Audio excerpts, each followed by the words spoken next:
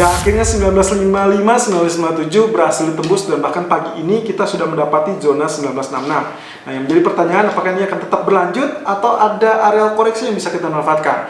Well, of course, yang harus Anda pertimbangkan adalah hari ini sangat banyak data yang akan dirilis dari semua kawasan. Juga perhatikan adalah hari ini hari pertama Fed melakukan pertemuan dan nantinya di hari Kamis dini hari mereka akan mengumumkannya. Nah, yang harus menjadi catatan adalah kemarin saya sempat menyebutkan kemungkinan market discount ataupun antisipasi market akan terjadi paling cepat bullish akan terjadi hari ini atau hari Selasa. Jadi kemungkinan itu yang sudah terjadi terlebih dahulu sejak pertengahan malam terutama. Kalau misalkan kita lihat dari zonanya seharusnya ada terjadi koreksi terlebih dahulu. Tapi kita akan lihat ya potensi ini bisa manfaatkan apa tidak. But anyway, outlook dari dolar sudah saya persiapkan. Tapi yang akan saya sedikit uraikan adalah tentang FOMC esok hari. Kemungkinan potensinya jangan perhatikan suku bunga karena itu tidak akan berubah. Fed belum akan berubah tingkat suku bunganya, tapi perhatikan dengan statement-statement ataupun proyeksi ke depan. Salah satu statementnya adalah tentang yield curve control yang akan sangat dinantikan oleh para pelaku pasar. Kalau ya dibahas, maka kemungkinan gold akan menjadi ultra bullish, tapi kalau tidak dibahas, mungkin bullish tersebut sudah diantisipasi dan akhirnya gold akan kembali turun atau terkoreksi. Tapi ingat, ini adalah koreksi yang kecenderungannya bukan untuk terjadi bearish reversal. Apalagi symmetrical triangle yang terbentuk sudah ditembus area resistennya dan kini kita tinggal menantikan apakah dia sustain atau stabil di atas zona 1955 atau tidak. Kalau ya, maka kita akan mendapatkan 1970 atau bahkan 1983 yang akan kita incar untuk hari ini. Nah, lalu yang paling penting lagi adalah tentang kemerosotan atau penurunan dalam indeks saham Amerika beberapa waktu yang lalu. Tentunya ini akan juga menjadi sorotan bagi kebijakan moneter dari Fed. Kalau sampai terjadi tergelincir kembali, maka kemungkinan bukan mustahil Fed akan kembali turun tangan dengan menyuntikkan dana stimulus. Dan inilah yang kemungkinan akan sangat-sangat menopang terutama untuk outlook dari gold ke depannya. Technical view 15 September 2020. Irfan untuk Agrodana. Oke, kembali lagi di hari Selasa 15 September 2020 per jam 10.30 sama rekam ini. Kita akan lihat terlebih dahulu outlook dari indeks dolar, di mana grafik H1 menunjukkan pola penurunan dari trend channel ternyata kembali tembus. Padahal kemarin kita sempat menantikan apakah areal tengah dari neckline tersebut atau dari trend channel tersebut ditembus apa tidak. Ternyata berhasil dan hal tersebut malah lebih dalam. US dollar tertekan lebih dalam hingga kurang lebih menembus zona dari trend channel tersebut. Lalu kemudian dia sempat rebound dan perhatikan area rebound tersebut melengkung dengan sangat indah. Apakah ini yang disebut dengan double bottom? Well, kalau kita lihat dari pola bottomnya sendiri mungkin ya. Tapi kalau kita lihat dari lengkungannya, maka saya lebih menyaksikan ini bukanlah double bottom. Karena untuk double bottom sendiri setidaknya ujungnya atau bagian tengah atau bagian neckline sebaiknya dia mengerucut atau membentuk kerucut ya, sementara ini membentuk lengkungan yang sangat indah. Jadi ini ada tendensi menjadi pola yang kita sebut dengan cup and handle.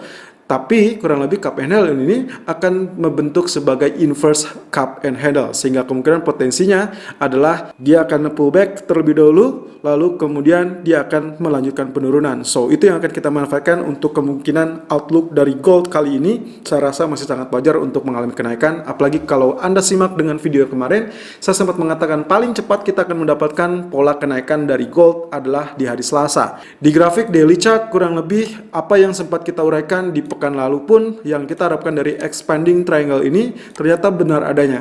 Area kenaikan tertahan di area resisten, lalu kemudian sempat berkali-kali tertahan mendekati resisten kembali, tapi akhirnya dia ambrol dan kemudian meluncur dengan deras.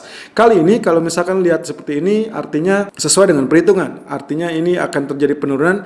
Well, saya memperkirakan mungkin saja yang paling wajar adalah 92.54 sebagai zona support yang terdekat. Lalu kemudian kalau itu dijebol atau ditembus, maka kemungkinan akan terjadi area 92.11. Nah, sisi menarik lainnya yang tak kalah penting adalah zona yang sempat kita sebut di grafik H4. 2 hari yang lalu saya sempat menyebutkan ada potensi ini sebagai head and shoulder, namun juga kemarin saya sempat mengatakan bahwa kalau ini diabaikan sebagai head and shoulder, maka yang kita lihat adalah triangle di sisi kanan. Nah, ternyata keduanya berhasil ditembus dan artinya pola penurunan akan berlanjut. Kalau misalkan ini head and shoulder, tentunya akan terjadi terjadi penurunan kurang lebih setinggi bagian head yang saya perkirakan penurunan bisa saja mencapai zona tengah dari trend channel di grafik K4, dan ini menunjukkan angka 92.20 ataupun 92.19. Technical view gold 15 September 2020 per jam 10 lewat 35 menit waktu Indonesia bagian Barat.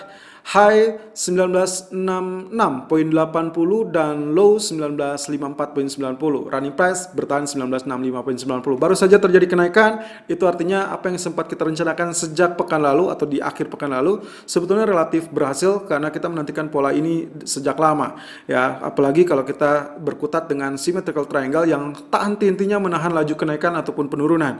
Anda bisa lihat di sini, kali ini dia menembus area resisten. Apakah akan terjadi pengulangan seperti beberapa waktu lalu, di mana saat dia sudah tembus di area ini ternyata dia kembali membentuk shooting star lalu akhirnya tergelincir kembali. Nah, itu yang akan kita nantikan berhubung dengan data fundamental yang sangat besar di 2 hari ke depan, yaitu FOMC meeting. Apapun yang dirilis, statement-statement yang dirilis kecenderungannya adalah lebih kepada melemahkan US dollar, apalagi dengan outlook dari chart US dollarnya sendiri, DXY yang sempat kita kupas tadi kurang lebih menunjukkan pola pelemahan di sisi dolar, sehingga outlook untuk hari ini kita akan mencari area buy yang cukup layak untuk kita manfaatkan. But anyway, tadi pagi saya sudah sempat men-share untuk melakukan buy di kisaran 49 ataupun 51, namun ternyata dia hanya tergelincir sampai 54.90. Kita akan lihat selanjutnya apakah masih layak.